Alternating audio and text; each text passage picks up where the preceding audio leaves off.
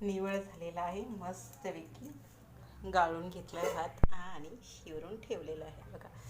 मस्तपैकी वाफ येते कॅमेऱ्यावरती. छानपैकी झाला आहे भात बघा. निवळ केला आहे, मस्तपैकी काढला आहे. हा पियायचा आहे आपल्याला आता. डाळ मुगाची आणि भात. हा गावचा तांदूळ आहे. Very nice. ह्याला गावची पेज बोलतात ना, तसं तांदूळ आहे. छान लागतंय. मुंबईमध्ये कुठे असं भेटतंय? हे गावचंच आहे, ते आपल्याला भेटतंय. तर नक्की करा घरची खिचडी.